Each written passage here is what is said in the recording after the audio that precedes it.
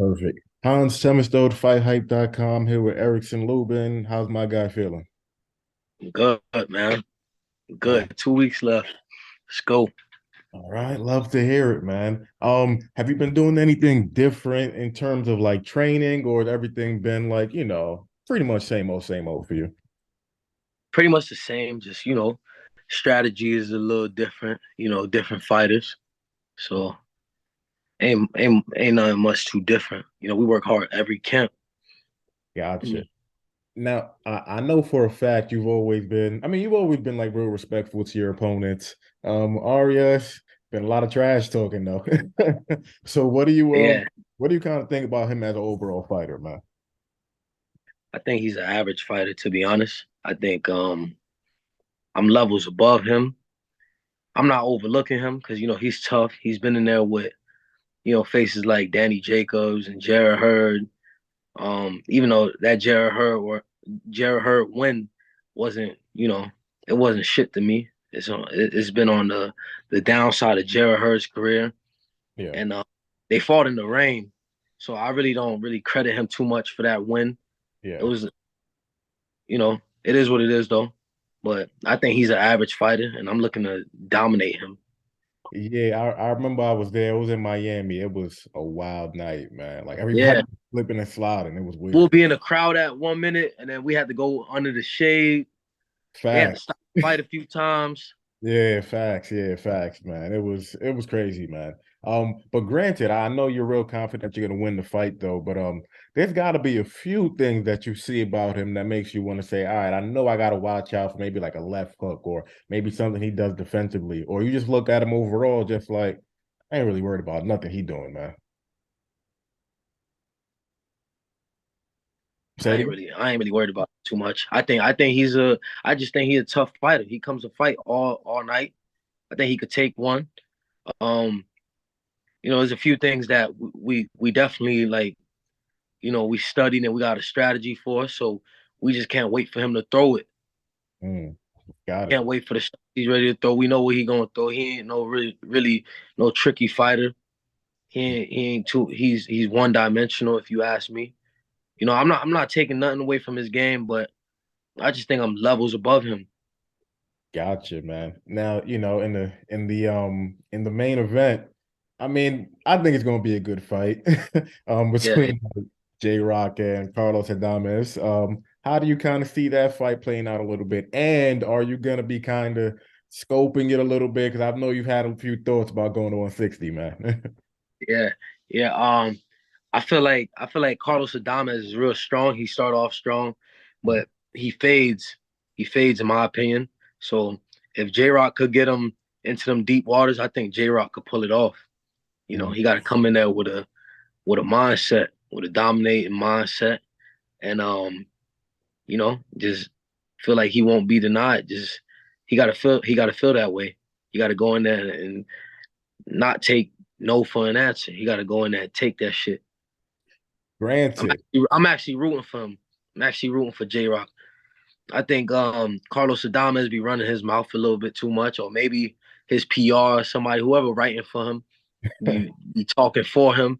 Yeah. And yeah, if that fight presents itself between the winner, then that's another fight I'm interested in. I got a few fights I'm interested in, after I take care of business, but we're not overlooking the areas, so we got to handle business on the 24th first. For sure, but I mean, it's interesting. It's interesting that you say, you'll be down to fight the winner. So does that mean that? I mean, yeah, there are a few fights for you at 154. It is still a lower division, but what I mean, if Yeah. you fight the winner, automatically become the interim title holder. So is that something where you're just like, yeah, let me just get the winner, man. Forget 154. Um, Brian Mendoza has the interim belt at 154, so that's another fight I'm interested in. But it looks like Charlo might be the bigger Charlo, Jamal. Looks like he might be moving up to 168, or he got a lot of issues going on. He might be stripped for whatever reason. So I'm definitely interested in capturing the middleweight title if I got to go that route. Like it, man. Um, never got a chance to ask you kind of like, I mean, I spoke to you before the fight. I don't think I spoke to you afterwards. Tony Harrison versus Tim Zoo. Um Yeah. yeah, dude, Tony hasn't really said much yet in terms of like his plans and stuff like that. Do you think he is gonna end up like hanging up his gloves though, man? Um, I thought he did. That was the rumor going around. I thought he did already, Hmm. but if not, man, that's another fight. I'm always interested in. I think Tony's he sells these fights well. He do sell these fights well, but on the downside of his career, after a brutal loss like that, you do got to do some thinking. I mean, come on. If we're being honest here, though, man, like you're always down to fight everybody. So, like, if I bring up Wilder right now, I know, I know, I know. I don't know. The fans should appreciate me more for that. I'm always ready to fight anybody and give the fans the fights that they want. for sure, man. I mean, my opinion, I think you are pretty appreciated though by the fans and by the rest of like the boxing community, man. But I appreciate that. sure. Now Lou, he's kind of like the hot commodity right now, man. He beat Tony. Yeah, What do yeah. you what do you kind of think about him? Do you think he is actually the real deal and could really give Jermell some real issues, man? I feel like he a little bit one dimensional. I feel Mm, like he is strong. He's a come forward fighter, but I feel like a lot of these dudes in this division specifically, is just they all one dimensional, and they packing a punch. You mm. know, that's all it is. But with a fighter like myself, I feel like I pack a punch, and I got some skills. Yeah, Skills pay the bills. for sure, man. Now, gotta get your opinion, breakdown, and I gotta know which side you rocking with Spence versus Crawford. I know you're gonna be there too, man. So I gotta know. Yeah, sure. Um, I think it's a 50-50 fight. I could be wrong, but right now I'm leaning towards Terrence Crawford, but that could change because Errol's a dog. I feel like um he's gonna come out fighting, guns gonna be blazing. He got a strong jab, one of the best jabs in boxing, and he might be able to um do some things off the jab. So I'm not sleeping on either fighter. I feel like Crawford is good with his head movement, his footwork is real nice. And he's great at adjusting. So I mean, we got a big fight on our hands. So me, I'm 50-50. I'm neutral. Gotcha, man. So Who you supposedly, going for? Shit. You asking me who you going for? Who you think gonna win? come on, man. I gotta be down the middle, man. Nah, Yeah, same way. I'm the same way. it's tough, man. If I had to choose somebody, I'd probably choose Spence, man. If I gotta choose somebody, Spence. I gotta choose Spence. Hey, like I said, my answer's gonna be changing probably every day, maybe every hour. Shit. Yeah, it's a tough fight, man. I just Spencer just fought so many top level guys, man. At some point, that shit matters to me, man. So that's why I'm rocking with him. Yeah, Um, so speaking of Spence versus Crawford, so it's supposed to be like a two-fight deal. So whoever loses, you know, supposedly supposed to get a rematch. I would assume everybody would want to see that anyways, unless somebody gets like knocked out in like the second or third round or something crazy like that. But yeah, there was also like a few reports that the winner could move up to like 154 and eventually like fight like a Jermell Charlo. For you, a yeah. guy that's like ranked in like anywhere from the top 3 to 5 and all four of the sanctioning bodies, does it annoy you that you're just like, all right, man, the winner will be undisputed at 147. They just get like an automatic shot at 54, or do you think it's fair? Like, I understand. I mean, it is both really, both. It's respectable because this is the biggest fight in boxing to make. I'm one of those competitive dudes that 50 million, 100 million floating around. Um, I'm that type of dude that was trying to ruin those plans. You feel me? Like Yeah. I want in on that type of shit. That's big money, and that's life changing money. So and that's legacy, man. That's legacy. That's big wins. But Charlo, he holding the belts up. I feel like he holding the belts, and he's waiting for one of those guys to go ahead and win and see if he can make a big fight between him and Spence or him and Crawford. But I feel like it might be fair. It might be fair, but I feel like Charlo should stay active while he wait for those guys to come up. I feel like Charlo should stay active and fight the guys that are next in line at 154 pounds instead of just waiting for the winner. Gotcha. Do you think that inactivity is gonna haunt him, maybe in the zoo fight, or maybe against the winner? Because he's fought like once a year for like the past 3, 4 years, something like that. I mean, we all have, but yeah, yeah. Maybe it will, maybe it won't. But I know Spence and Crawford, they're both gonna be a little bit they're gonna be warm a little bit because they're gonna fight twice. So Mhm. they're fighting twice this year. It's in the contract that they fight July 29th and one more before the end of the year. So I think when it comes to fighting at 154 pounds, they'll be all right. They'll be warm already. So that's why I say Charlo should stay active. He should fight guys like Zoo. He should fight guys like myself. Shit, I definitely want my rematch. I need to rectify that defeat, and you know, we'll see what happens.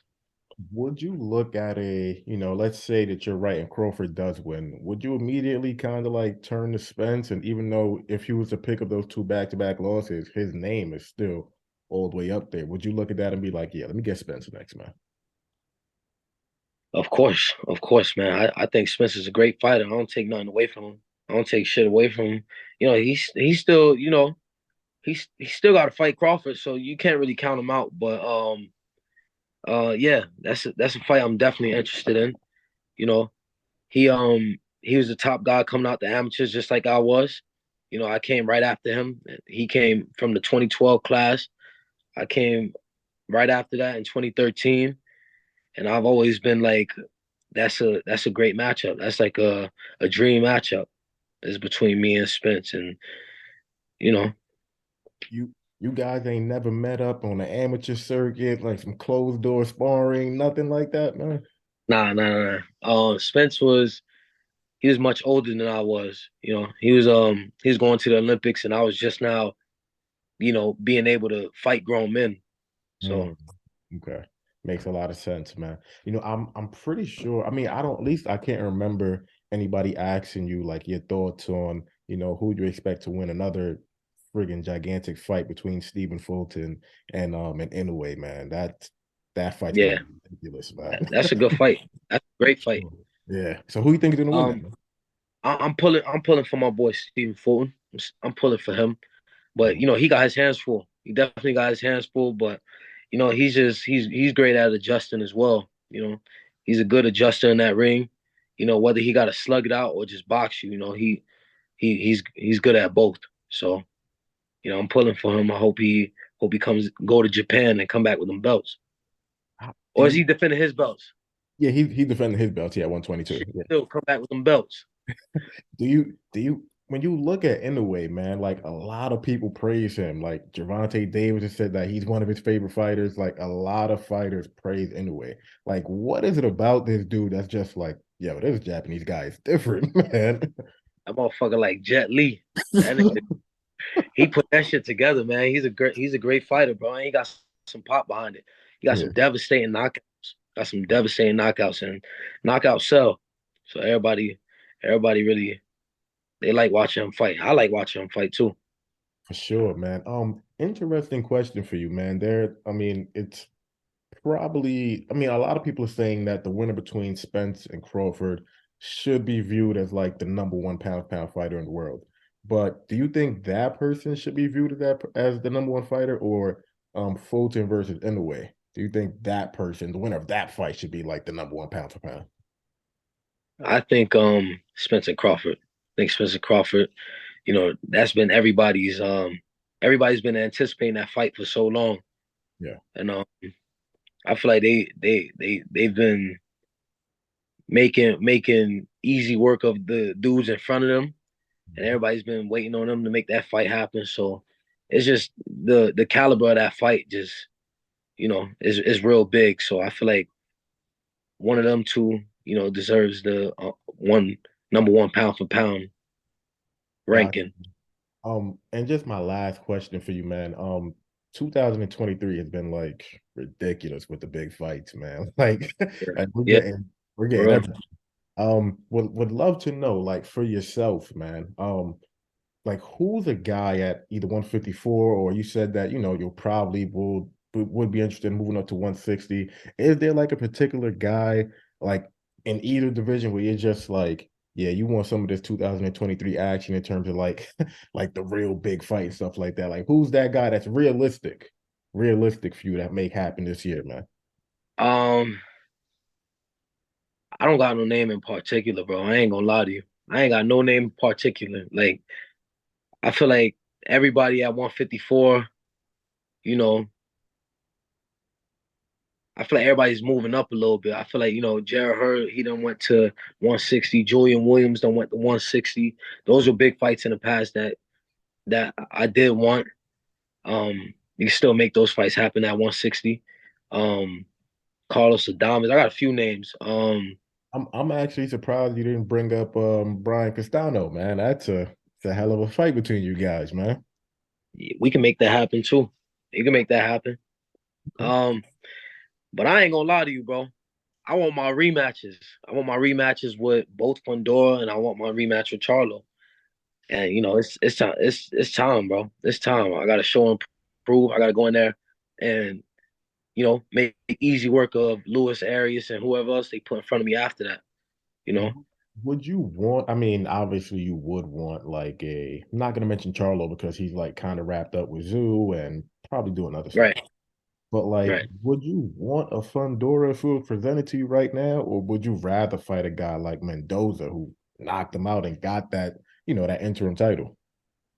I rather fight a guy like Mendoza right now Hmm. because just not because I'm ducking Fundora or anything like that, but he got to come back.